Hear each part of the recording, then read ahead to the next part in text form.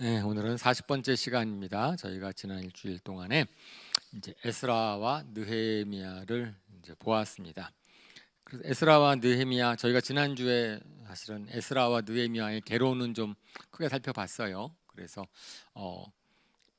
바벨론에 멸망했지만 하나님께서 당신의 약속을 이루셔서 에레미야의 예언 70년 만에 고레스 왕을 감동시키셔서 스룹바벨을 통하여서 1차 귀환하게 하시고, 그래서 지난 시간에는 1차 귀환은 스룹바벨과 예수와 제사장에 의해서 이제 성전이 건축이 되는, 그때 굉장히 많은 반대가 있었다 그랬죠.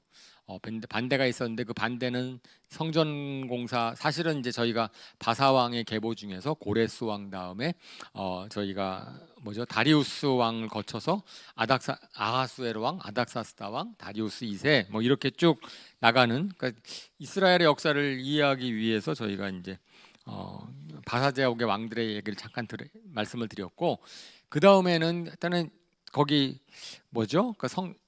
그 당시에 사마리아 땅에 살고 있었던, 그리고 그 바벨론 포로 잡혀간 이후에 정착했던 그 사람들이 자기의 이제 위협을 느끼는 거죠. 다 고토로 돌아왔으니까. 그러니까 어떻게든지 간에 방해를 하려고 애쓰는, 아주 집요하게 방해를 하는 것을 저희가 지난 시간에 살펴보았습니다. 그래서 성전이 오랫동안 이제 못 짓게 있었죠. 캄비세스 왕, 고레스 왕 때 짓기 시작한 게 금세 기초만 놓고 이제 성전을 짓지 못하고, 이제 캄비세스 왕이라는 그 왕을 거쳐서 다리우스 왕 될 때까지 이제 짓지 못하고 있었는데, 하나님께서 학개와 스가랴 선지자를 보내서 다시 깨워서, 그래서 이제 성전을 지으라 그러고, 사실은 이제 그 당시에 누구든지가 성전을 짓도록 이제 깃발을 드는 사람이 있었으면 좋겠는데 그렇지 못해서 하나님께서 학개와 스가랴 선지자를 통해서 깨우니까 다시 성전이 지어지는 거죠. 그래서 다리우스 왕한테 확인해 봤더니 정말 고레스 왕이 그랬다. 그래가지고 조서를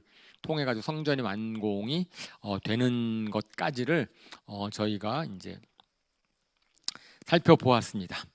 그래서 이제 오늘부터는 그 이후, 그러니까 이제 1차 귀환은 지난 시간까지 했고요. 오늘 에스라 7장부터 이제 그 10장 부분은 2차 귀환에 해당되는 거죠. 에스라가 귀환하는 장면이고, 그 다음에 느헤미야가 귀환하는 3차 귀환입니다. 그래서 지난 일주일 동안에는 저희가 이제 바벨론에서의 2차 귀환, 3차 귀환에 대한 내용을 읽었습니다. 에스라의 귀환입니다. 에스라는 아닥사스다 왕 때의 사람이니까 이제 수르바벨로부터는 한참 이제 떨어져 있는 그죠? 꽤 오랜 기간이 지나 있었을 때이고요. 다리우스 왕도 지나고 아하수에로 왕도 지나니까 50년 이상이 넘져 있었던 때니까, 아론의 16대 손이고 제사장이면서 율법학자다 이렇게 소개하고 있어요. 그러니까 제사장이면서 율법학자면서 서기관이면서 에스라에 대해서 여러 이제 명칭이 나오는데 제사장의 계보를 따르고 있습니다. 그런데 또 마찬가지로 고레스 왕한테 마음을 주신 하나님께서 그 성경에서는 아닥사스다 왕에게도 하나님의 성전을 영화롭게 하려는 마음을 주셨다. 그러니까 이 아닥사스다 왕이 이제 그저 그 위에 선왕들이 다리우스 때 성전이 짓고 나서 아하수에랑 때는 뭐 아무 일도 없었는데 갑자기 아닥사스다 왕이 에스라를 돌려보내는 거예요. 그래서 하나님의 성전을 영화롭게 하기 위해서, 그러니까 그 당시에 이제 바사 제국의 정책은 각각의 이방 신들을 섬기는 걸 허용을 하면서 이 나라를 갖다가 좀 위에 왕을 위해서 기도하라, 뭐 이런 이제 거였던 것 같습니다. 그래서 하나님이 아닥사스다 왕한테 하나님의 성전을 영화롭게 하는 마음을 주셔서, 그래서 이제 에스라를 갖다가 돌려보내는 거죠. 그래서 아닥사스다 왕 7년에 첫째 달에 떠나서 다섯째 달에 예루살렘에 도착하는 이 거리가 이게 1,400km가 넘는다고 해요. 1,400km 넘는 것을 1,400km 굉장히 멀죠. 거기 갔다가 이제 넉 달에 걸쳐서 14주에 걸쳐서 예루살렘에 도착을 합니다. 그런데 거기에서 하나님께서 에스라를 돌려보낼 때 그 성경에 보면은 뭐라고 돼 있었냐면은 왕이 에스라가 요청한 모든 것을 다 주었다. 그러니까 에스라가 굉장히 총애를 받았고 에스라가 요청한 것을 무엇이나 다 주었다. 사실은 우리가 다니엘도 마찬가지고, 우리 중 에스라도 마찬가지고, 나중에 느헤미야도 마찬가지고, 그 다음에 우리가 이제 에스더를 봤을 때도 모르드게도 마찬가지고, 실질적으로 세상에서 인정받는 거예요. 포로로 잡혀갔지만 유대인들이, 그리고 어쩌면서 대적에서 잡혀온 포로로 잡혀온 그 사람들을 어떻게 왕이 그렇게 신뢰를 할 수 있을까? 그것은 하나님을 경외하는 사람들은 사실 굉장히 진실한 거죠. 그러니까 사람의 눈치를 보고 사람을 경외하는 사람들은 그 사람에 따라서, 통치자의 마음에 따라서 하다 보니까 이렇게 변개하고, 어떻게 한쪽 편에 쏠리고, 이렇게 되면 왕이 바뀌면 또 총애를 잃어버리고 이럴 수도 있는데, 다니엘도 그렇고 뭐도 그렇고, 왕이 아무리 바뀌고 시대가 바뀌어도 그 사람은 항상 신실한 사람으로 인정을 받는 것 같아요. 그래서 이 에스라라는 사람은 제사장이면서 율법학자이고 그걸 알아요, 아닥사스다 왕이. 그런데 완전히 신뢰하는 거죠. 다 줘라. 믿고 맡길 수 있는 사람. 저는 정말 그럴 거라고 생각합니다. 우리 크리스찬들은 이 세상에 살면서 저 사람은 거짓말을 못한, 저 사람은 신실한 사람이야, 저 사람은 믿고 맡길 수 있는 사람이야. 그것은 뭐 누구 편에 속하지 않았어. 하나님 편에 속하면 아무 편에 안 속해도 되거든요. 하나님 편에 속하지 않으니까 자꾸만 다른 편에 속해가지고선 자기 뭐 영예를 구하고 영달을 구하고 그러는 거지.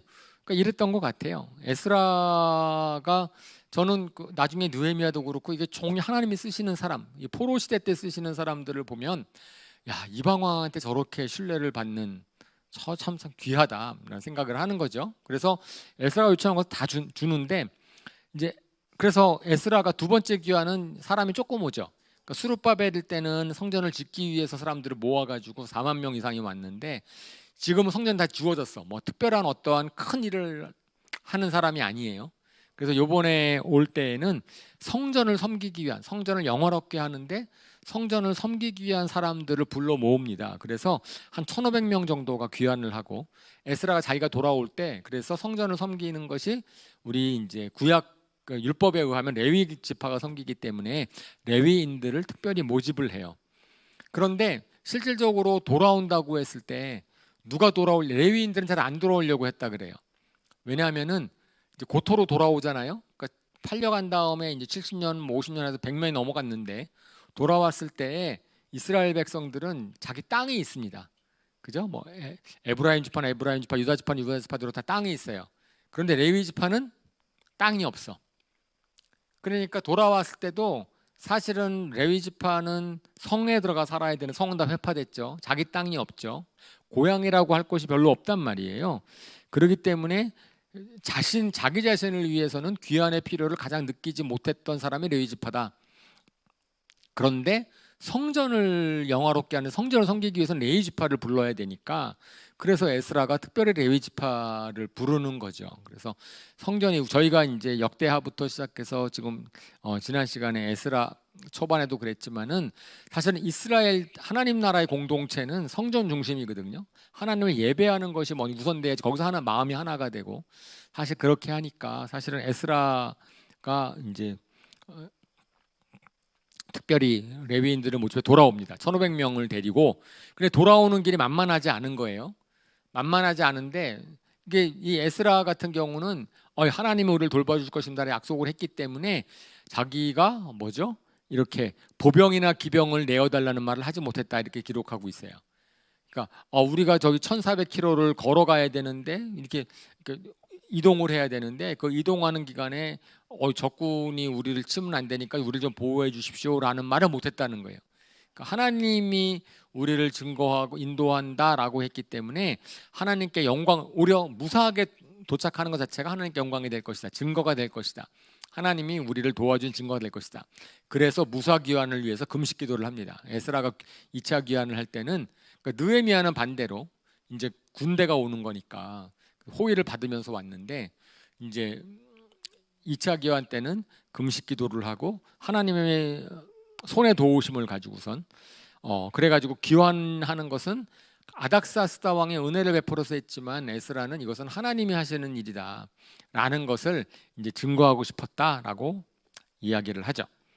자, 그랬을 때 이제 에스라를 돌려보낼 때 아닥사스다 왕이 조서를 쓰는데, 아닥사스다 왕의 조서가 에스라의 기록이 되어 있는데, 이것은 아마 굉장히 잘 알기 때문에 에스라가 쓰고 그냥 왕은 사인만 했을 것이다라고 추측을 하더라고요. 그러니까 이 성전을 어떻게 섬겨야 되는지 뭐 필요한 건지. 근데 거기서 그럼 에스라가 쓰고 아닥사스 사인을 했던 아닥사와스 왕이 직접 썼던지 간에 그 내용이 아주 뭐죠? 이렇게 너무 좋은 거야. 다시 말해서 돌아갈 때 뭐지?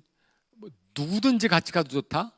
필요한 것은 다 내라. 그리고 아울러서 왕과 보좌관, 아닥사스 왕 자체와 보좌관들도 자원 예물을 주는 거라는 거예요. 그러니까 돌아가는 사람들이 필요로 하는 성전을 섬기는 데 필요한 것뿐 아니고 왕과 보좌관이랑 백성들이 내리는 자원 재물을 가지고 가라.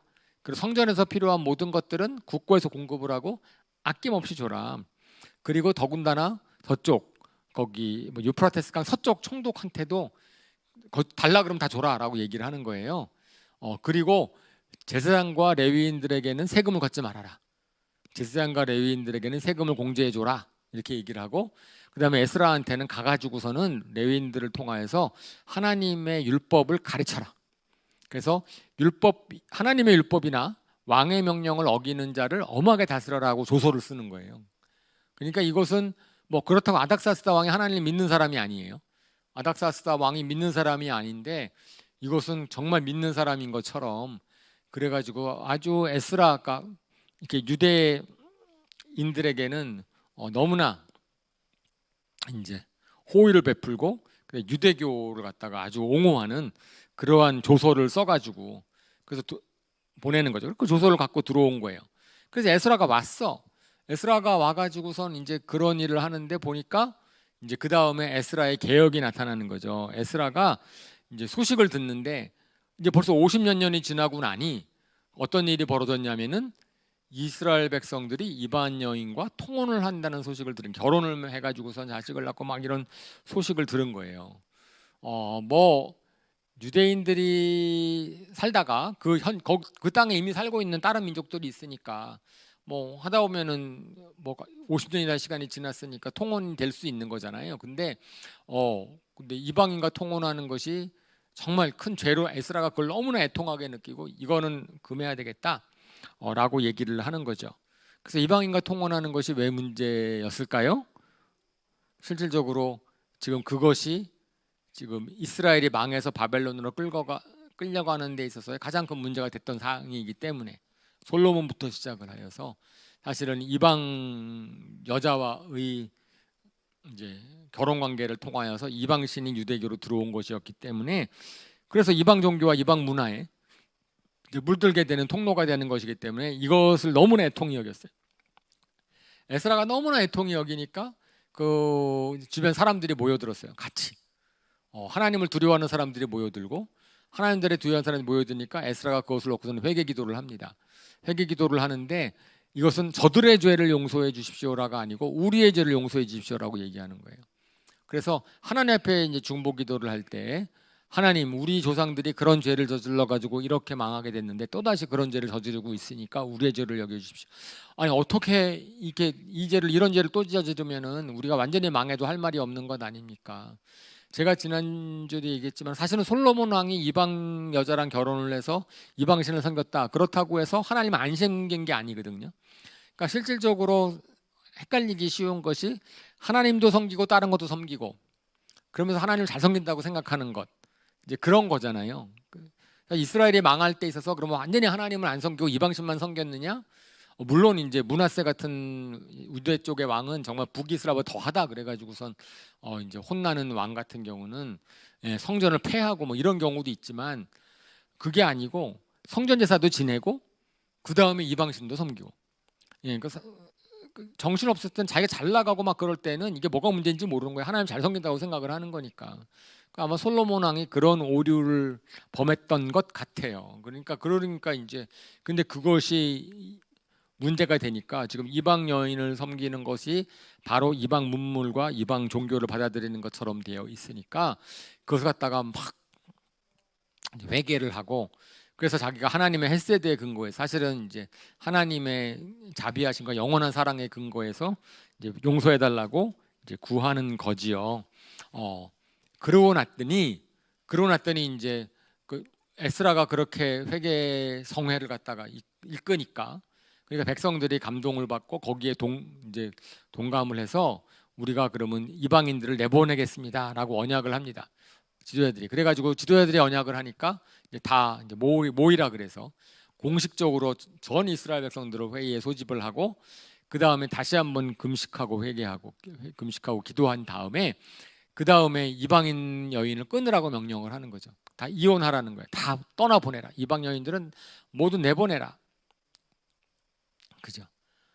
그러니까 죄를 저질렀는데 그 죄에 대한 대가는 그러니까 이방인을 갖다가 떠나보내는 것이 사실은 쉽지 않았겠죠. 자, 결혼 관계인데, 자녀도 있을 터인데, 그죠? 그냥 아무나 결혼한 게 아니고 사랑해서 결혼했다면 더더욱 그럴 거 아니에요.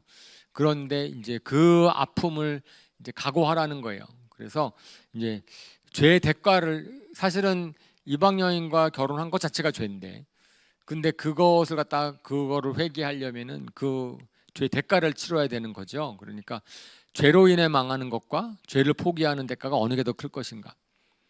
사실은 여기 에스라에서의 결정은 죄를 포기하는 대가가 훨씬 더 싼 거다. 죄로 인하여 망하는 것보다 낫다. 그래서 내가 죄에 빠졌으면은 그 죄를 포기하는 데는 분명히 대가가 치르니까 그 대가는 내가 감수를 해야 되는 거죠. 근데 여기에서는 이제 이방 여인을 모두 내보내는 그러한 성결에 대한 그러한 결단을 하는 것으로 에스라가 마무리가 됩니다. 그 에스라가 와가지고 성전이 이미 완공이 돼 있었고, 그래서 하나님의 율법으로 이제 백성들을 갖다가 성전을 더 영화롭게 하고 율법을 가르치려고 해서 와서 봤더니 오히려 그 상황이 다시 이방 문화, 이방 종교가 섞여 있는 모습으로 가더라. 그러니까 그것이 너무나 안타까워서 그래서 다시 회개성회를 한 거죠. 자, 그 다음에 이제 느헤미야로 가면은, 느헤미야는 3차 귀환입니다.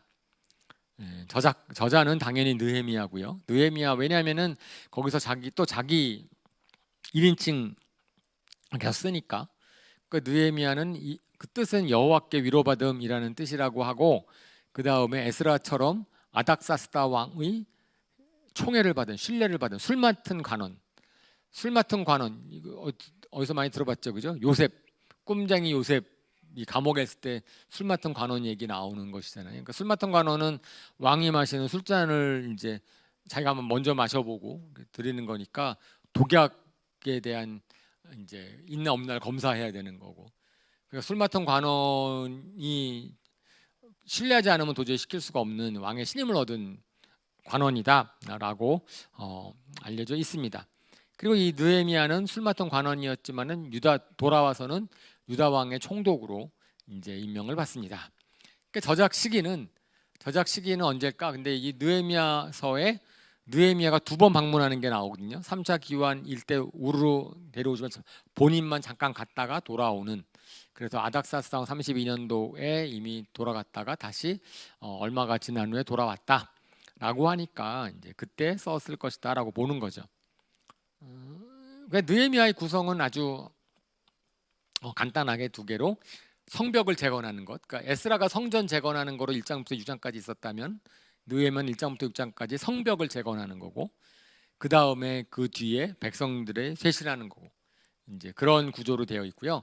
근데 느헤미야서는 어떻게 읽으셨는지 모르겠지만 재밌죠. 재밌는 게 아니라 정말 아주 생각할 게 많죠. 느헤미야라는 분에 대해서 생각할 게 많은데, 느헤미야는 어떤 리더였는가? 느헤미야 리더십, 하나님을 경외하는 리더십이었어요. 사람을 두려워하지 아니하고 거룩한 분노를 가진 리더십.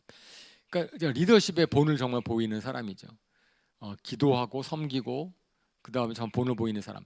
근데 특별히 느헤미야는 쉬지 않고 기도하는 것이 무엇인지를 보여주는 사람입니다. 그러니까 우리가 성경에 쉬지 않고 기도하라라고 얘기하고 있는 건데, 무시로 기도하라 이렇게 얘기하고 있는 건데, 느헤미야를 보면은 그게 뭐구나라는 거를 우리가 알게 되는 거죠. 그럼 24시간 기도방에 들어서 기도할 수 없잖아요. 근데 도대체 쉬지 말고 기도한다는 게 무슨 말인지, 다시 말해서 모든 일에 다 주님의 도우심을 구해. 그러니까 느헤미야를 읽어보면서 아마 그걸 느끼셨을 것 같은데, 그러니까 그냥 일이 생기면 그냥 기도하는, 하나님께 물어보는 거예요. 하나님 이거 어떻게 하면 좋죠? 하나님 저 이렇게 했는데요. 하나님 보시죠. 그러니까 어떤 면에서는 느헤미야를 보면서 코람도의 삶이 무엇인지도 배우게 되고, 그러니까 느헤미야서는 정말로 이게 삶 가운데서 예배하는 게 뭔지, 기도하는 게 뭔지, 코람도의 삶이 뭔지 이런 거를 생각하게 해주는 책이어서 굉장히 아주 귀한 책이고 저걸 좋아하는 분들 많이 니에미아를 좋아하는 분들 많이 계시죠. 그리고 이제 성벽 이제 이것이 결국은 리더십이라는 것은 뭐냐면은 이제 이끄는 거잖아요. 사람들이 이끄는. 자기만 잘하고 자기만 헌신하고 그 리더십이 아니죠. 그 용사들 리더십은 다른 사람들을 감동시키는 거죠. 같이 하도록 하는 거죠. 같이 이끄는 것. 근데 그런 것에 대해서 그래서 느헤미야가 공동체성을 어떻게 회복시키는지 이제 그런 것들이 우리가 좀 핵심 교훈으로 느헤미야를 통해 살펴볼 수가 있습니다. 그러니까 성벽 재건 1장부터 6장까지 첫 번째 상황을 보면, 그러니까 유다에서 어떤 형제가 와가지고선 예루살렘의 형편을 물어보는 거예요. 유다에서 어떤 사람이 방문했는데 하나니라는 사람한테 예루살렘 형편을 물어봐요. 형편을 물어봤더니, 근데 그 당시에 이제 어디서 머물고 있었냐면은 수산성에 머물고 있었다라고 되어 있어요. 수산성에 머물고 있는데 그것은 이제 뭐죠? 겨울 별장입니다. 겨울 별장. 그래가지고 약간 추운 겨울에 바사 왕들이 머물고 있는 수산궁으로 되게 아름답고 좋은 곳이고, 그 다음에 수산성이라고 하는 것이 거기 다니엘의 무덤이 있다고 알려져 있는 곳이래요. 그래서 지금도 이란의 수시라는 곳이라고 하는데 수수라는 곳이 이제 다니엘의 무덤이라고 하는데, 제가 우즈베키스탄 저번에 단기 선교 여행 한번 갔었을 때 사마리칸트라는 데를 한번 방문한 적이 있거든요. 근데 거기서 다니엘의 무덤을 제가 보고 왔어요. 사마리칸트 다니엘의 무덤을 내가 보고 왔는데 수수성에 또 다니엘의 무덤이 있다 그래서 제가 궁금해가지고 찾아봤더니 전 세계에 다니엘의 무덤이 있다고 알려진 곳이 4군데 있대요. 다니엘의 선지자의 무덤에 뭐죠? 굉장히 영역이 있다고. 그래서 계속 다니엘의 시체를 갖다가 이렇게 점령하면 어디로 이동하고 뭐 그랬다 그러더라고요. 그래가지고 최종적으로 어디에 있는지 모르는데 최소한 4군데에서 다니엘의 무덤이 있다고 그래요. 그래서 이제 수산성이라는 곳에 다니엘의 무덤이 있다라는 것이 가장 많이 알려져 있다고 합니다. 어쨌든 수산성에서 왕이 쉬고 있으니까 술 맡은 거는 거기 가 있는 거고, 거기서 아주 편하게 잘 지내고 있는데 마침 유대 땅에 온 사람들한테 물어본 거죠. 그랬을 때 성벽이 허물어지고 성문이 불에 탔다는 소식을 들어요. 그거는 우리가 이제 에스라서에 성전 재건할 때 이미 이렇게 아하수르 왕한테 조서를 보내가지고선 성벽을 못 짓게 방해를 하는 기록이 이미 있거든요. 성벽을 못 쌓게. 그러니까 성전은 다 지어졌지만 성벽은 여전히 회파된 상태로 있는데 성벽을 갖다가 쌓으려고 했더니 그 당시에 있었던 이제 대적들이 이제 성벽을 못 쌓겠다라는 것이 에스라서 4장에 이미 있었어요. 설명되어 있었는데 그 상태가 그대로 되고 있다는 소식을 들은 거겠죠. 들으니까 느헤미야가 갑자기 너무나 안타까운 거예요. 슬픔에 이제 자기 본토에 대한 관심을 가지고, 본토가 하나님의 나라 관심을 가지고 있다가 그쪽이 망하고 있다는 소식을 들고 나니까 슬픔에 잠겨서 금식하며 기도를 합니다. 금식하며 기도를 하는데 이 기도가 굉장히 중요한 기도죠. 잘한 느헤미야의 첫 번째 기도 장면이 나오는데, 예루살렘 성벽이 무너졌다는 소식을 들었는데 마음이 너무 아파. 사실은 애통하는 마음을 주신 것, 들었다는 것 자체가 이미 사인이거든요. 그죠? 그냥 나랑 관계가 없고 그냥 기도할 생각도 안 날 수도 있는데, 이 느헤미야가 기도하게 됐다. 이면 성령님의 역사가 있는 거죠. 그러니까 느헤미야가 거기서 기도를 하는데 하나님의 성품을 참여를 하고 먼저 찬양을 하고, 위대하시고 거룩하시고 신실하시고 은혜가, 그러니까 우리가 기도할 때 중요한 게 기도의 대상이죠. 그러니까 이제 느헤미야의 기도가 아주 모범적인 기도라고 알려져 있는 기도인데, 먼저 우리가 하나님 앞에 기도할 때는 내가 기도하는 그분이 어떤 분이냐, 그분은 지금까지 어떤 분이셨는가, 그걸 갖다가 위대하시고 거룩하시고 신실하시고 은혜를 베푸신 하나님이시고 내가 그러신 하나님 앞에 제가 섰습니다. 그리고 거기에 자기 고백이 있고, 그 다음에 우리 민족의 죄를 졌는데 이것이 또 에스라의 기도랑 마찬가지로 저희의 죄가 아니라 우리 죄입니다. 저의 죄입니다. 주님을 거역한 죄는 자신의 죄입니다 라고 얘기를 합니다. 그리고 거기에 뭐라고 표현하고 있냐면은 저와 저의 집이 죄를 졌습니다라고 기록을 하거든요. 느헤미야가 무슨 죄를 졌길래 저와 저희 집안이 죄를 졌습니다라고 얘기를 하고 있고, 그래서 사실은 이것이 이제 느헤미야가 하는 기도가 중보기도인데, 중보기도에서 가장 중요한 원리 중에 하나가 동일시의 원리라는 게 있습니다. 그러니까 대신 마음을 아뢰는 거예요. 중보기도는 그 사람의 기도를 대신해 주는 거니까. 그럼 그 사람의 마음을 전달해 줘야 되거든요. 그 사람이 회개 기도할 건 내가 회개하는 거랑 같은 거죠. 동일시의 기도를 이제 하는 겁니다. 그리고 이제 그 문제에 대해서 기도를 하다가 이제 공동체의 문제에 대해 책임감을 느끼는 거, 내가 뭔가를 해야 되겠다. 책임감을 느낍니다.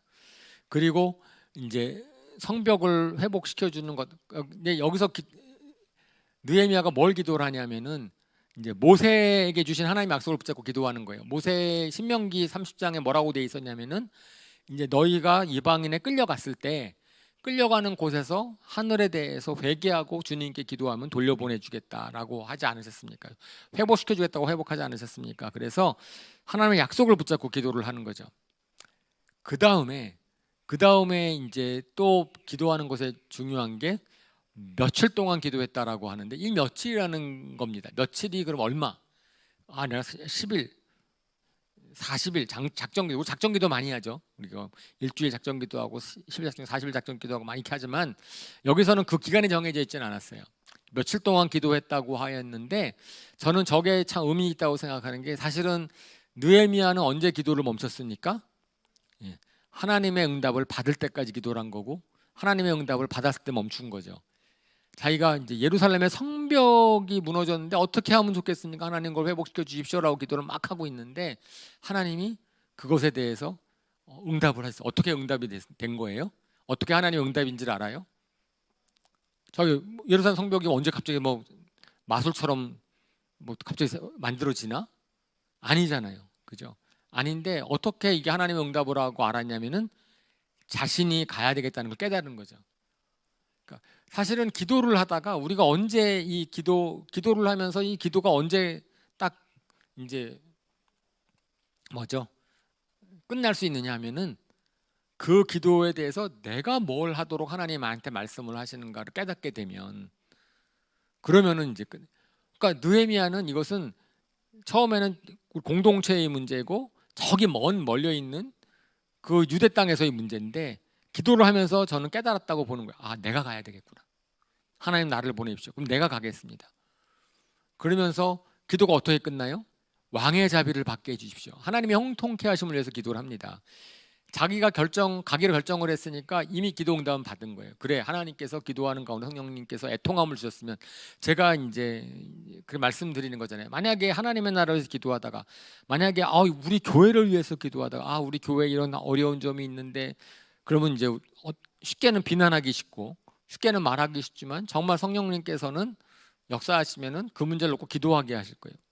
막 기도를 하는데, 그러다가 내가 이거 뭘 하면 되겠구나. 이제 그 응답이 나올 때까지 기도를 하는 거죠.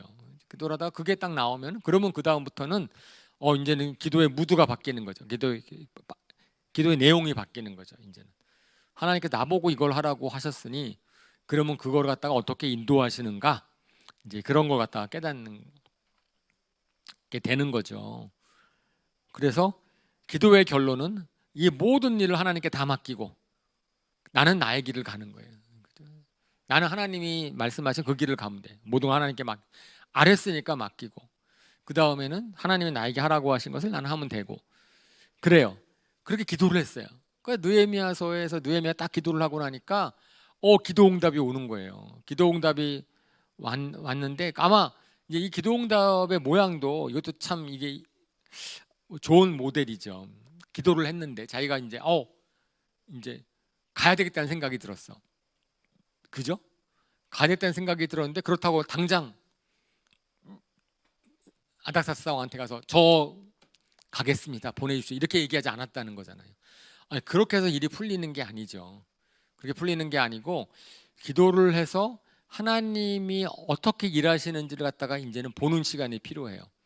그러니까 이것이 내가 일하는 게 아니고 내 의지로 하는 게 아니고, 그 인도하심조차도 하나님의 응답하심을 따라야 되기 때문에, 기도를 한 다음에 왕의 자비를 구했어요. 기도의 마지막 끝이 왕의 자비를 구했거든요. 그러니까 왕의 자비를 내가 받는 것조차 기도 응답이 돼야 되는 거예요. 내가 하나님께 구했으니까. 그러니까 왕의 자비를 구하면서 때를 기다려요. 때를 기다리는데 역시 하나님은 제3자에게 역사하시잖아요. 아닥사스다 왕의 마음을 바꾸시는 것처럼 아닥사스다 왕이 갑자기 느헤미야 안색을 보면서 야, 너 왜 안색이 저러냐? 어떻게 도와줄까? 그러니까 긍휼의 마음이 생기는 거죠. 그러니까 다른 사람한테 긍휼의 마음이 들게 하는 것, 그 좋은 방법입니다. 이제 그 사람들이 이제 호의를 베풀게 돼. 긍휼의 도와줄 물어봐요. 그러니까 그 질문에 대해서 하나님이 주신 기회로 여기는데, 근데 여기서 또 느헤미야의 귀한 모습이 나오죠. 어떻게 나오냐면은 기도한 다음에 왕한테 요청을 했다라고 표현이 돼요. 그러니까 느헤미야서는 기도가 굉장히 많이 나오는데, 그러니까 왕이 물어봤는데, 왕이 물어봤으면 답을 바로 해야 되는 거 아니야? 너 안색이 왜 이래? 이렇게 물어봤어. 저 요새 좀 고민이 있어요. 그리고 막 말을 해야 되는데, 근데 그 답하기 전에 기도했다니까. 언제 골방에 들어서 기도했어요? 아니거든요. 저 기도하는데 1분 걸렸을까요? 10분 걸렸을까요? 아니거든요. 정말 순식간에 몇 초죠. 왕이 질문했는데 너무 머뭇거리고 1분 동안 아무 말도 안 하고 있고, 그러면 이건 무례한 거지. 하지만 그 짧은 시간에 응답하는 할 때도 다시 한번 왕의 자비를 구하는 기도를 하고 왕한테 요청을 해요. 그러면서 제 고향, 제 본토 유다가 성읍이 무너졌다고 해서 마음이 아파서 달을 다시게 해주십시오라고 요청을 하죠. 그리고 나서는 거기에 이게 왕이 나한테 자비를 베풀었을 때 내가 뭘 요청해야 되겠다는 걸 미리 준비하고 있는 거예요. 그래서 강 저쪽 지방의 총독과 왕실 숲을 맡은 관리에게 보내는 친서를 요청해요. 그래서 성벽을 쌓기 위해서 필요한 재료나 그다음에 그런 것들 갖다 공급해 주는 친서를 좀 적어줘서 저를 좀 보내주십시오 라고까지 얘기를 합니다. 그러니까 왕의 자비, 하나님의 사인, 하나님의 때, 카이로스의 때가 언제인지는 내가 모르지만 하나님께서 그 일을 하실 것이다라는 것에 대한 하나님이 나에게 마음을 주셨으니까. 사실 우리가 그런 거 있잖아요. 제가 지난번에 말씀을 전할 때도 그랬지만은 성령님께서 우리 마음 가운데 소원을 주시면, 그 소원을 주시고 실천하게 하시면 그 일은 하나님이 이끌어 주신다라는 것까지 포함된 거거든요. 그러니까 느헤미야한테 갈 마음이 생겼어. 내가 가야 되겠구나. 내가 선교를 해야 되겠구나. 내가 이렇게 해야 되겠구나. 그러면은 그 다음부터는 이제는 준비하는 거예요. 그때가 언제인지는 몰라. 그때가 언제인지는 모르지만 준비하고 있는 거죠. 가서 무엇을 하고 어떻게 이걸 만약에 왕이 나한테 이런 기회를 주면 이걸 요청해야 되겠구나. 준비를 하고 준비가 되어 있었던 거예요. 그러니까 우리가 기도한 다음에는 준비하고 있어야죠. 하나님의 딱 때에 어떤 기회가 주어졌을 때 내가 그때 막 서둘러서 가서 왕이 날 보내준다고 하네. 진짜 보내준다고 하네. 그럼 나는 뭘 준비해야 되지? 이게 아니고 왕이 나를 보내줄 것에 대해서 이미 이제 준비하고 그때 보내주시면 나는 바로 갈 수 있도록 준비하겠다라고 하는 그런 모습을 봐요. 그래서 기도응답 이거 딱 하나님의 카이로스의 때가 온 거예요. 가라 그랬으니까 그러면 가는 거죠. 그랬을 때 느헤미야가 돌아옵니다. 느헤미야가 돌아와서 이제 이번에는 이제 딱 유다 총독으로 오는 거예요. 총독으로 오는 거니까 거기에 장교들과 기병들을 딸려 보내고, 그런데 이제 거기에 그쪽 예루살렘에 있었던 호른 사람 산발렛과 암몬 사람 도비야가 걱정을 하고 있다. 그 이제 유력자고 거기에 재물도 막 부자고 막 거기에 어째 세력을 얻고 있었던 사람이 이제는 유다 총독이 느헤미야라는 사람, 유다 사람이 총독으로 온다고 그 당시에 이제 총독들은 페르시아 바사에서 파견된 사람이지만 이번에 오는 새로운 총독은 유대 사람이래. 그러니까 걱정을 많이 하죠. 초창기에 수르바벨 할 때도 유다 사람이 온 거잖아요. 그러고 나니까 그 지역 유지들이 되게 걱정을 많이 한 거죠. 총독은 페르시아에서 파견 나오는 거기 때문에 세습되는 것도 아니고 그쪽에서 누가를 보내냐에 따라 다른데 이제 느헤미야가 오니까 걱정을 많이 하죠. 근데 이제 느헤미야가 와서는 이제는 뭐죠? 굉장히 신중합니다. 3일 동안 일단 쉬어요. 그러니까 에스라도 이제 예루살렘에 도착해서 3일 동안 쉬거든요. 아마 뭐 그 3일이 무슨 특별한 의미가 있을까 모르겠지만 어쨌든 긴 여행을 했으니까 급하게 하지는 않아요. 딱 쉬고 그래서 충분하게 어쨌든 힘을 얻은 다음에 어, 밤에 순찰을 나섭니다. 밤에 순찰을 나서는데 이제 성벽을 갖다 전략을 세우고 정찰을 하는 거죠. 전략을 세우기 위해 정찰을 합니다.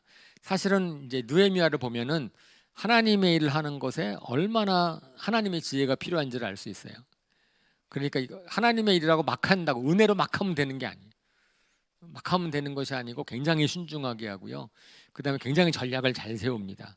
그리고 저는 그 전략 자체도 적으로 기도의 사람은 계속해서 하나님의 지혜를 구하기 때문에 아마 그런 마음이 주어졌을 거라고 생각을 해요. 그래서 밤에 순찰을 하면서 성벽이 얼마나 회파됐는지를 느끼고 자기가 보고 확인하고 그 다음에는 이제 어떻게 하면 좋을지 했는데 제일 먼저 한 게 뭐냐니까 관리들을 불러서 관리들에게 드디어 자기의 계획을 밝힙니다.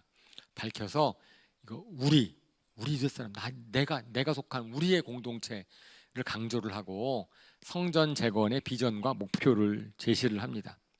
그리고 그 비전과 목표를 제시를 하고 근데 하나님의 하실 일과 왕의 한 말을 간증을 하고 그러고 났더니 관리들이 모여서 이제 동참을 하도록 하는 그 자원에 동참을 시키도록 하는 거죠. 관리들이 자원에서 동참을 하게 만드는 것. 그러니까 느헤미야가 이걸 참 잘해요. 그러니까 동기를 부여하고 격려하고 우리 같이 하자. 같이 하자. 이제 이렇게 하는 거죠.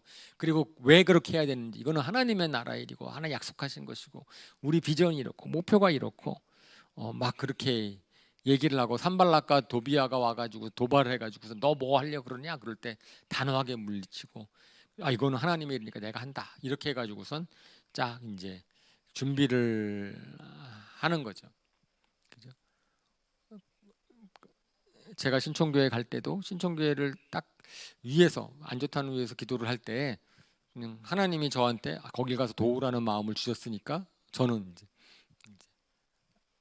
그 다음부터는 이제 가는 거에 대한 거가 됐으니까 이제 신청교회에 가서 내가 뭐 어떻게 해야지 이제 그런 생각들 가가지고 그 다음에 제가 또 간증하고 그 다음에 어떻게 하면 된다라고 얘기하고 목표 제시하고 같이 하자 그러고 같이 했던 것처럼 제가 돌아올 때에도 이제 하나님의 마음을 주셨으니까 이제 그러면은 이제 기도할 때 이제 그런 것들이 좀 생각이 나더라고요. 이렇게 같이 하도록 하고 같이 하는 거니까 그래서 성벽 재건에 대한 이제 장면이 느헤미야에 나오죠. 느헤미야에 나오는데 이거는 뭐 누가 뭐 하고 하는 것에 대해서 쭉 나오는데 모든 사람이 다 협력해 성벽을 세웠잖아요. 그러면서 역할을 다 나누죠. 그러면서 역할 나눌 때 특별히 이제 관심 분야에 따라 나누고요. 그러니까 레위 사람이랑 제사장들은 성전에 관련된 쪽을 딱 쌓고 그 다음에 관심 분야에 대해서 나누고 그 다음에 자기 집에 가까운 데서 나눠요. 그죠? 집에 가까운 부분을 보수해요. 그죠? 그러니까 자기 가까운 벽을 보수하면은 딱 맞죠, 그죠? 이쪽으로 튼튼하게 져야지. 자기 집에 가까우니까 이 성벽이 무너지면 안 되지. 자기의 가족을 자기 집을 위해서 노력도 절감을 하고 책임감도 느끼고 무엇보다도 가족 모두가 참여할 수 있고 그러니까 이렇게 역할을 나눠서 하는데 이게 무리해서 억지로 시키는 게 아니고 굉장히 지혜롭게 모든 사람들 다 자기가 하는 일을 쫙쫙쫙쫙 하면은 전체 이제는 이제 엮여지는 거죠. 엮여져서 큰 성벽이 나오도록 하는 것. 네. 그렇게 하고요. 근데 거기에 코멘트가 하나 있어요. 저게 유력자 가운데서는 공사에 참여하지 않은 자도 있었다. 그래서 사실은 저 유력자들이 문제입니다. 나중에 해서 문제를 유다 사람인데 같은 유다 자기 동포들인데 거기 힘 있는 사람들은 동참하지가 않아 잘 뭐죠? 않는 사람이 있었다는 거예요. 관심이 없는 거죠. 자기가 이런 공동체도 마찬가지로 공동체의 필요성을 누가 느끼는가, 그죠? 자기 공동체 없이도 잘 살 수 있는 사람들은 좀 필요를 덜 느껴. 그래서 참 이게 공동체가 나 왜 필요해? 그냥 하나님만 잘 믿으면 되지. 하나님만 잘 믿으면 되니까. 내 예수님 믿고 구원받고 하나님 닮으면 되지. 굳이 그런데 이게 쉽지 않죠. 그러면은 그 마음이 없으면 공동체에 대한 마음이 없으면 그러니까 저렇게 이제 그 당시에도 이제 꼭 그런 코멘트 유력자들과 나중에 저 유력자들이 이런 도비아와 산발락이랑 같은 편이 돼가지고선 계속 방해하는 게 나오잖아요 느헤미야에. 예, 이제 그런 사람이 있었다라고 하는 거지요. 그래서 그 다음 슬라이드를 보여주시면 제가 그림을 하나 갖고 왔습니다. 이제 느헤미야의 성벽 그래가지고 구글 찾아본 것 중에서 제일 이제 선명하게 나와 있는 걸 하나 그냥 따온 거예요. 되게 많아요. 그 이미지가.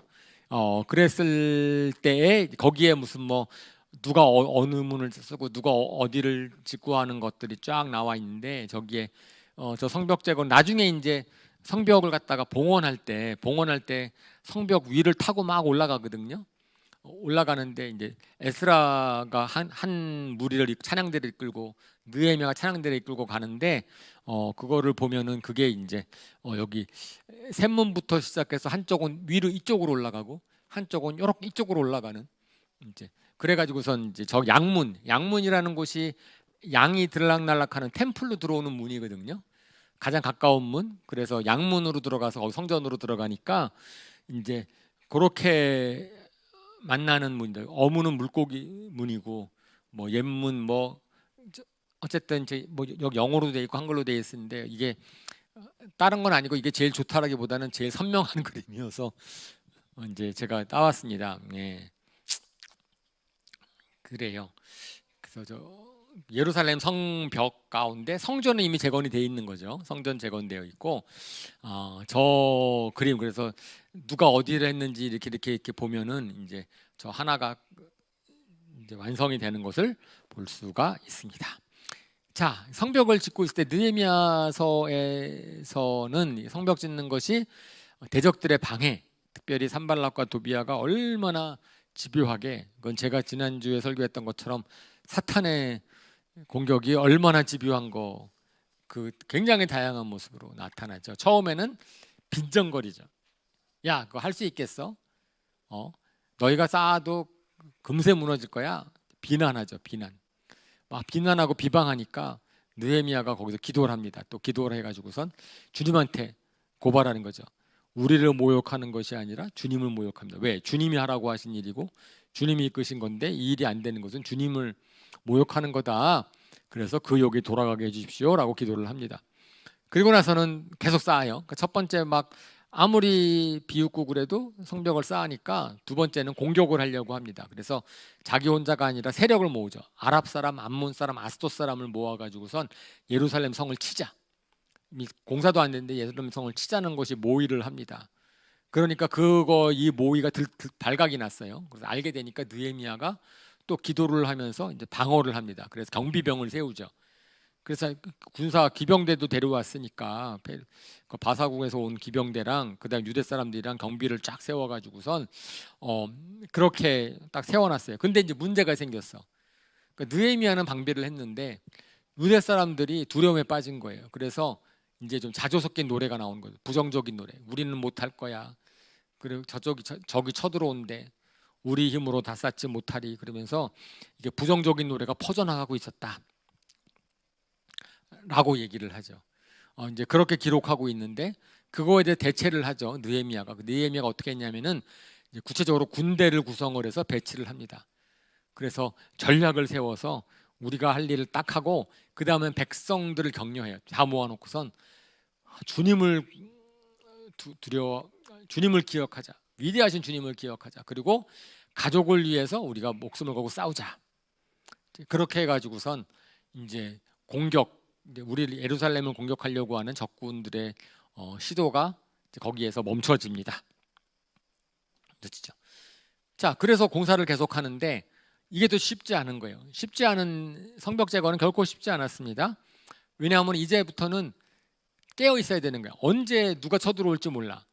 그래가지고 전쟁을 대비하면 성전을 전쟁에 대한 위협이 딱 왔으니까 성전을 짓는데 이제 전쟁을 준비해야 되니까 반을 구성을 해서 반이 일하고 반은 경비를 쓰고 그 잠은 언제 자? 이교대로 이쪽이 일할 때 이쪽은 경비 쓰고 또 이쪽이 일할 때 이쪽은 경비 쓰고 그러면 옛날에 우리 군대 가면은 불침범 쓸 때 이제 돌아가면서 쓰잖아요. 뭐 어쨌든 그런 식으로 했든지 경비를 쓰고 이렇게 했겠죠. 그러니까 전쟁을 하면서 그 다음에 무장을 한 상태로 일을 하는 거죠. 그러니까 돌을 나누는데 어떻게 하는 거예요?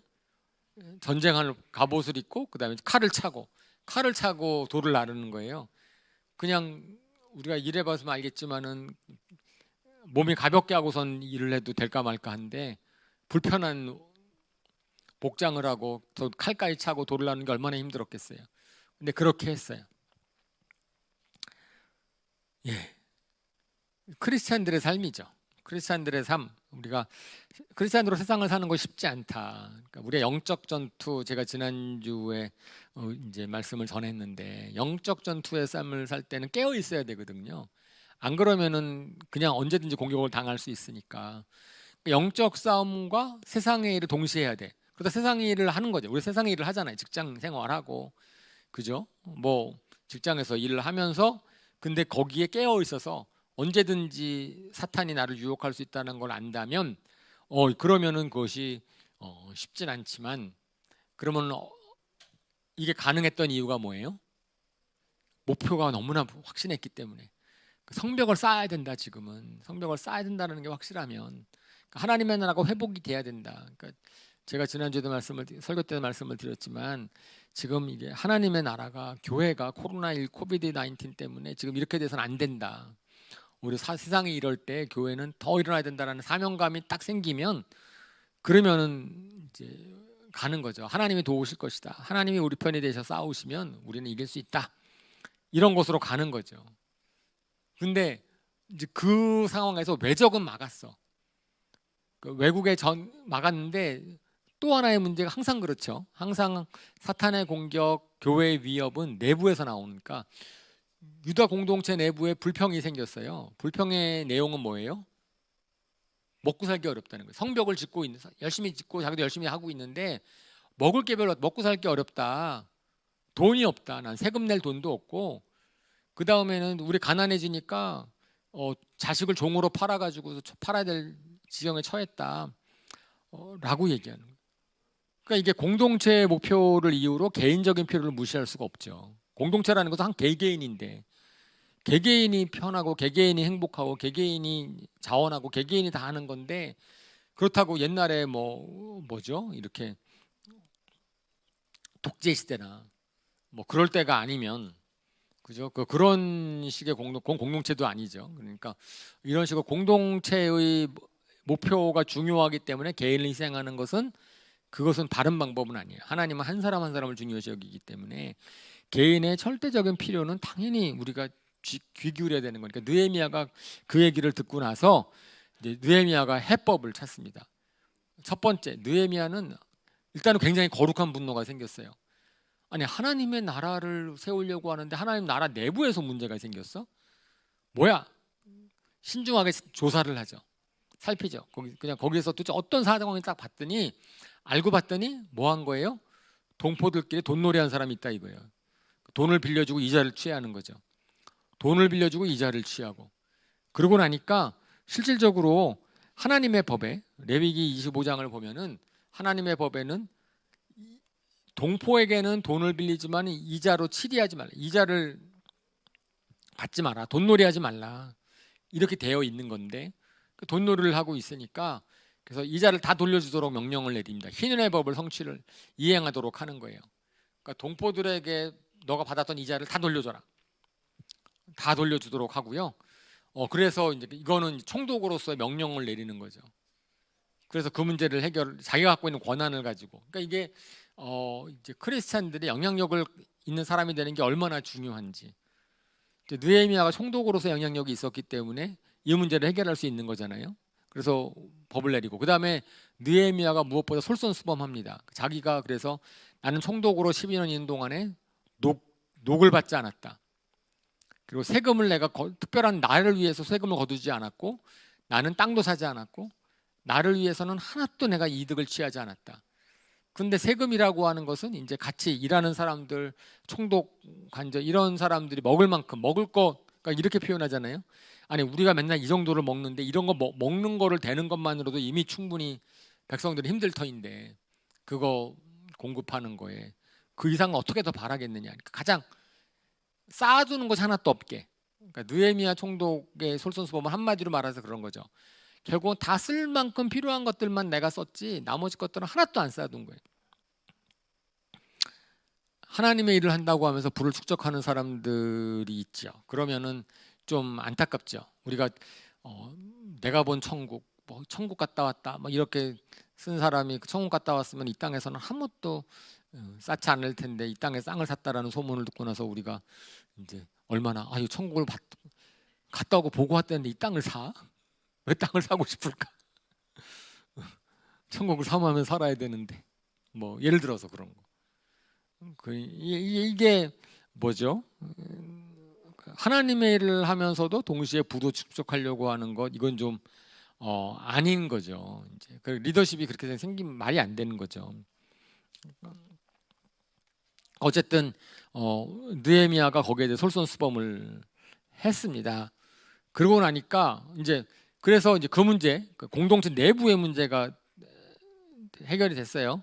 해결이 됐고 나서 그러고 나서 이제 뭐죠? 이제 성벽 공사가 계속 진행이 되고 있는데 마지막까지 대적이 방해를 하는 거죠. 그래서 성벽은 다 쌓고 이제 문만 만들면 돼. 문만 만들면 되는데 문방을 만들면 될 때 이제 거의 막바지가 다다르니까 대적들이 좀 더 적극적으로 공격을 하는 거예요. 산발랏이 흉계를 씁니다. 그러면서 야, 우리랑 좀 만나자. 4번이나 들판에서 만나자 그래요. 4번. 야, 그러면 이제 산발랏과 도비야 그 사람들이 이제 나를 만나. 그러니까 그러면서 이제 느헤미야가 거절을 다 합니다. 자신을 해치려는 흉계인 줄 알고 들에서 만나자 그러도 자기를 죽이면 어떡해. 그러니까 이제 그것에 안 가죠. 그리고 이제는 자기를 안 만나 주니까 이제는 헛소문을 냅니다. 영모에 대한 소문을 냅니다. 야, 너가 뭐냐 바사왕 거기에 이제 배반한다고 영모가 소문이 있으니까 만나서 이제 그러자 그러니까 뜬 소문이다라고 또 딱 너물지고 그 다음에는 겁을 죽여서 으름장도 놓고 그러니까 뭐 거짓 소문도 냈다가 으름장도 냈다가 처음엔 약속도 잡았다가 계속해서 반복해서 하는데 이제 기도로 이기는 느헤미야가 하나님 내게 힘을 주세요. 내가 이제 저들의 그럽니다. 그러니까 마지막으로 그들이 하는 게 뭐냐면은 스마야라는 예언자를 매수를 합니다. 예언자를 매수를 해요. 예언자를 하나님의 예언이라고 하면서 얘기를 하는 겁니다. 그래서 야, 당신을 죽이려는 사람들이 지금 매복되어 있으니 하나님께서 당신 성전에 가서 숨으라 그런다. 예언자라고 알려져 있는 사람이 하나님의 이름을 가지고서 얘기를 하니까 그러는 거잖아요. 근데 느헤미야가 그것도 안 속습니다. 왜냐하면은 겁을 주어서 성소를 범하게 하는 죄를 짓고자 하는 모략인 것을 알아요. 그러니까 거짓 예언을 분별할 수 있었어요. 왜요? 하나님께 기도하는 사람이기 때문에. 만약에 즉흥적으로 자기 꾀 쓰고 자기 생각대로 하고 그랬으면 한 번이라도 실족할 수 있었을 터인데 아마 느헤미야는 그 순간 느헤미야는 계속해서 기도해서 분별하고 기도하고 또 그들이 한 일을 잊지 말아 주십시오라고 얘기를 합니다. 그러니까 분별력이 중요한데 분별력이 어디서 오는가? 쉬지 않고 기도하는 데서 온다. 사실은 우리가 성경에서 쉬지 않고 기도하라고 하는 것은 내가 어떤 결정을 내리는 순간일 때 잠깐 기도하는 거예요. 24시간 기도할 필요가 할 수가 없고 그렇게 해서 일이 되지도 않고 그게 아니고 내가 해야 될 일은 쭉 하는데 그러다가 어느 순간에 내가 무슨 결정을 내려야 돼. 그때 기도해요. 그때 내가 하나님 어떻게 하면 좋겠습니까? 하나님의 뜻은 무엇입니까? 기도하는 거고 그러면 어떻게 되는 거예요? 그게 분별력이 생기는 거고 그게 깨어 있는 거죠. 너무너무 느헤미야는 그런 면에서는 모범이 되는 사람입니다. 성벽이 완공이 됐어요. 그래서 그 많은 그 숱한 방해를 거쳐서 52일 만에 성벽이 완공이 되고 나니까 다 놀랍니다. 그래서 이제 산발랏과 도비야뿐 아니고 모든 이방 사람들이 이것은 하나님이 하셨다. 원수들이 이건 하나님이 하신 것 아니고서는 이런 이 수많은 방해와 그 다음에 실질적으로 유다 사람들이 그렇게 힘을 합쳐서 하나가 돼서 할 수 있었을까? 그러니까 모든 사람들이 힘을 합쳐야지만 할 수 있는 일이 되는 거예요. 느헤미야 한 사람의 그게 아니라 이거죠. 제가 계속 전에도 몇 번 말씀을 드렸지만 제가 그런 리더십이 너무나 감동스러운 거죠. 마틴 루터 킹, 저는 마틴 루터 킹 그분을 너무 존경하고 그분 훌륭한 분이니까 그런데 제가 놀라는 것은 마틴 루터 킹 목사님의 리더십인 거죠. 그렇죠? 어떻게 수십만이나 되는 흑인들이 비폭력 저항 운동을 했을까? 제가 데모를 해본 사람으로서 데모를 할 때 저쪽에서 돌 던지면 돌 안 던지기가 되게 어려운데, 몽둥이로 때리면 몽둥이로 방어하기가 되게 어려운데, 그런데 도대체 무슨 어떤 리더십을 발휘했길래 돌 던져도 돌을 맞고만 있느냐, 데모대가.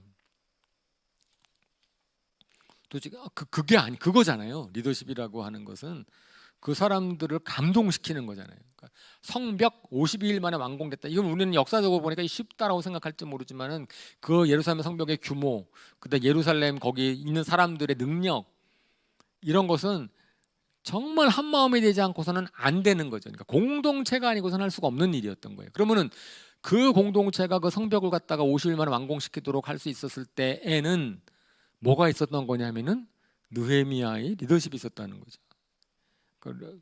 그 리더십이 정말 이게 저도 갖고 싶은데 저도 막 이제 그렇게 잘 안 돼요. 공동체 한 사람 각 사람 한 사람들을 갖다가 어떻게 하면 격려를 할까, 어떻게 하면 한 마음이 되게 할까. 성령님께서 감동감 주셔야 되는데 이제 막 그러는 거죠.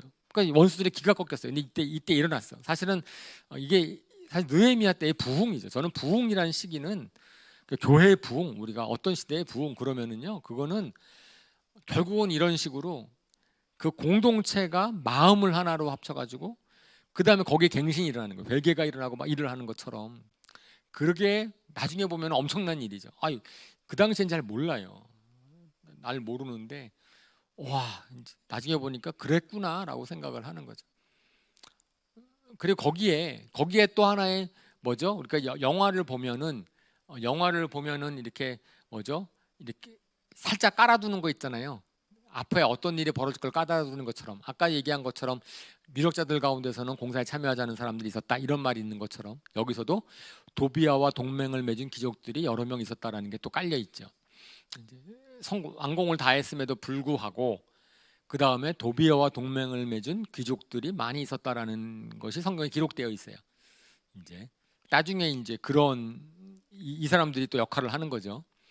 그러니까 성벽이 완공된 다음에는 이제 느헤미야가 성전 문지기, 노래하는 사람, 레위 사람들을 세우고 성문 경비하는 법을 정하고 그 다음에 인구조사를 또 합니다. 인구조사를 해가지고 예루살렘 몇 명이 살아야 되는지, 성벽은 어떻게 해야 되는지 딱 인구조사를 해요.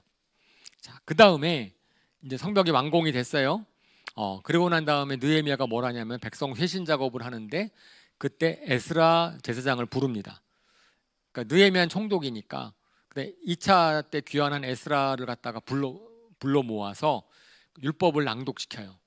그러니까 백성들을 다 수문 앞에 광장에 다 모이게 하고 에스라를 초청한 다음에 자, 성벽이 완공됐는데 이제 우리가 뭘 하면 좋겠습니까? 하나님의 말씀을 들읍시다. 그래서 에스라를 초청을 해가지고 에스라가 와가지고선 하나님의 말씀을, 율법책을 낭독하고 설명을 합니다. 그랬을 때 이제 그 당시에 아람어를 썼으니까 구약 성경은 히브리어로 돼 있으니까 에스라가 히브리어를 아람어로 번역을 해서 낭독을 하고 설명을 하죠. 그러니까 백성들이 율법을 딱 들으면서 성령이 임했어요. 다 울어요. 자기가 막 울고 하나님의 말씀을 막 깨닫고 나니까 이 우는데 사실은 이것은 회개의 눈물이면서 아울러서 이제 감동의 눈물이죠. 감격, 말씀을 깨닫는 것에 대한 눈물. 그러니까 진정한 이제 회개랑 갱신이 일어나는 거죠. 회개랑 갱신이 일어납니다. 그러니까 에스라, 하나님의 말씀이 사실은 갱신을 일으켜요.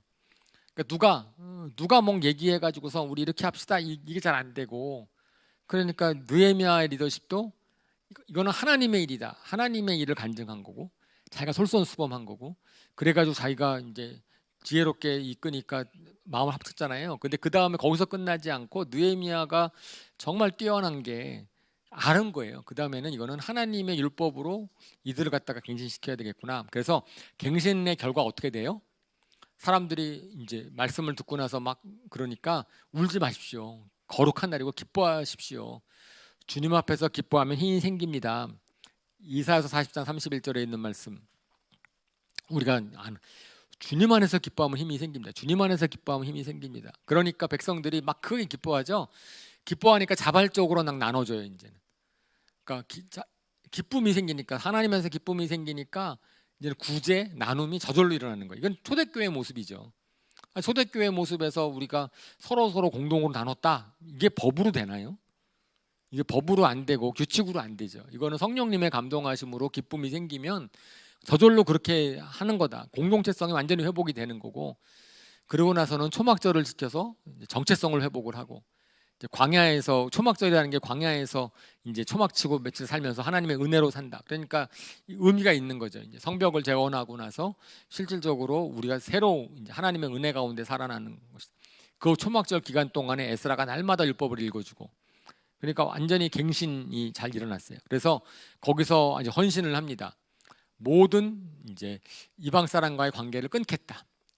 자신의 허물과 조상의 죄를 자백하고, 그래서 이제 구약의 역사를 쫙 돌이키면서 조상들이 잘못한 죄를 이제 회개를 하고 이방인과 관계를 끊겠다라고 하고, 끝으로 율법 준수 서약을 맺죠.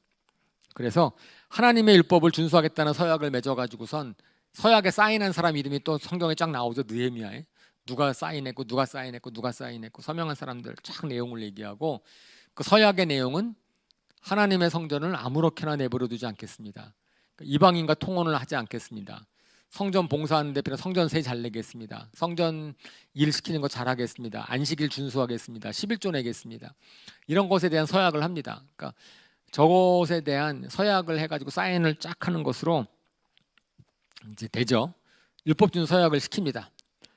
그 다음에 이제 예루살렘에 살 사람을 정하죠. 예루살렘에 거주할 사람들은 누가 거주할 것인지. 예루살렘은 거룩한 성이고 성전이 있는 성이지만 위험한 곳이에요. 대적이 항상 대적의 위협이 많은 곳이어서, 그래서 이제는 성벽 공사할 때 다 힘을 합쳤고 갱신 딱 했고, 그 다음에는 이제는 구체적으로 예루살렘에 살 사람들을 정하는데, 지도자들 당연히 이제 뭐죠? 제사장들, 레위 사람들 중에서 이제 물론 레위 사람들은 흩어져도 있어요. 저쪽에서 율법을 가르쳐야 되니까. 근데 예루살렘에 살 사람들하고 백성들의 10분의 1을 주사를 던져서 결정을 하죠. 그러니까 백성들 중에서 주사를 던지는데 이제 그러면 그 사람들 복을 빌려주는 거예요. 야, 거기 이게 확률이 10%, 10대 1 경쟁률 뚫었으면 좋아야 될 것 같은데 예루살렘에 사는 것 자체가 그렇게 안전하지 않으니까, 그리고 이제 좀 이제 오히려 거기 있는 사람 격려해주고, 스스로 자원하는 사람들이 있었어요. 용사들이 자원했다고 되어 있어요.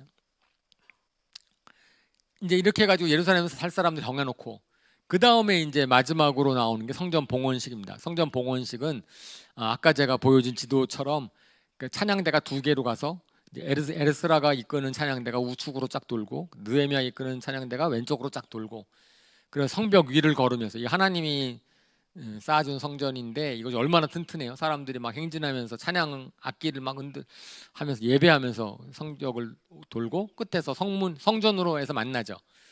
그래서 은혜를 감사하며 기뻐하며 찬양을 하고, 나중에 하나님의 성전에 들어가서 만나서 또다시 전체가 하나님을 기뻐 찬양을 하고, 그리고 성전을 봉사할 사람들을 세워서 다윗 시대, 솔로몬 시대에 지시한 일을 하도록 합니다. 그러고 나서는 얘기하는 거죠. 성전을 버려두지 않겠습니다 라고 했던, 아까 서약했던, 그리고 그런 것을 갖다 다시 한번 실천하는 작업을 합니다. 그리고 나서 이제 느헤미야의 마지막 장이 이제 오늘 읽은 것이 두 번째 개혁이 필요했다. 잠시 비웠는데, 잠시 비웠는데 이게 참 어려운 거예요. 그러니까 느헤미야가 그렇게 노력을 했는데도 불구하고 사탄 대적은 항상 호시탐탐 공동체를 파괴시키기 위해서 누구를 썼어요? 이번엔 제사장을 썼어요. 제사장 엘리야십 제사장이 굉장히 유력한 사람이고, 근데 도비야랑 가까운 사람이란 말이에요. 도비야랑 가까운 사람이어서 성전에 도비야의 큰 방을 내어주고, 그 다음에 레위 사람한테 줄 거를 주지 못해서 레위 사람들은 떠나가고, 그 다음에 안식일에 물건을 사고 팔고, 그리고 아스돈, 모압, 암몬 사람과 통혼을 하고, 분명히 율법 서약을 한 것이 얼마 전이거든요. 그러니까 도대체 이게 몇 년이 아니에요. 그러니까 갔다가 돌아오는 그 기간이면은 사람들이 한 2, 3년 됐을까? 그 기간인데 그때 이 모든 게 다 벌어졌어요. 그러니까 그렇게 헌신하고 그렇게 했었는데, 모든 사람들이 다 그렇게 되지는 않았지만 이제 유력한 사람들 중심으로, 힘 있는 사람들을 중심으로 해가지고선 그런 일이 벌어진 거예요. 가라지가 있는 거죠. 그러니까 이제 느헤미야가 돌아와 가지고선 잘못을 바로 잡습니다. 그래서 하나님의 말씀에 근거해서 그래서 이방 무리들을 이스라엘 가운데서 분리하고 도비아를 성전에서 내쫓고 제사장과 레위 사람들 다 성전을 섬기도록 하고 그다음에 안식일에 대한 법을 강화시켜서 성문으로 물건 못 들어오게 하고 팔지 못하게 하고 그런 개혁을 했다. 그리고 나서는 거기 13장 31절 저기 마지막 기도 나의 하나님 나를 기억하여 주시고 복을 내려 주십시오라고 기도하면서 느헤미야가 끝납니다. 이거 망한 다음에 이제 다시 돌아와서 하나님께서 세 번째 귀환을 통하여서 예루살렘에 나라는 세우지 못했지만 정체성을 지키도록 살면서 기회를 주셨는데 계속 이제 거기 위협이 있는 곳으로. 그러니까 사실은 느헤미야서는 끝이 역사서가 끝입니다. 이제는. 그 다음부터 예수님 오실 때까지는 그때는 암흑기죠. 더 이상 하나님의 사람은 등장하지 않는 400년, 440년 이상의 암흑기가 시작되는 이제 그 기간. 하나님께서는 최선을 다하셨어요. 그죠? 하나님께서는 할 만큼의 은혜를 다 베푸셨고, 그런데 거기에서 저는 안타까운 거예요. 느헤미야가 그렇게 노력했는데 너무나 프레자일 아니면 이게 부서지기 쉬운. 왜 이렇게 공동체는 망가지기 쉬울까? 공동체성은 왜 이렇게 망가지? 죄가 얼마나 무서운지. 그게 딱 들어와 가지고선 그러니까 공동체 세우는 것은 힘든데, 그죠? 죄가 무너뜨린 것은 되게 쉽기 때문에 우리가 죄에 대해서만큼은 그런 거 정말 깨어 있어야 되겠다 이런 생각을 안 할 수가 없는 거지요. 하지만 어쨌든 느헤미야를 보면서 우리가 그 생각해봤으면 좋겠어요. 그러니까 아까 제가 얘기한 것처럼 쉬지 말고 기도하는 사람, 그게 어떤 건지에 대한 기도의 본을 보고, 그 다음에 이제 우리 역할에 있어서 느헤미야 리더십을 보고, 그 리더십이 어떤 리더십이었는지를 보고, 그 다음에 결국은 그랬을 때 공동체 거기 가운데 전부 다 협력하였을 때 그런 위대한 일을 할 수 있는 것을 저희가 확인하게 됩니다. 그렇죠? 우리 이 시간에 잠깐 눈을 감고 오늘 일주일 읽은 거랑 오늘 말씀을 살펴본 거를 가지고선 각자가 잠깐 기도했으면 좋겠습니다. 기도.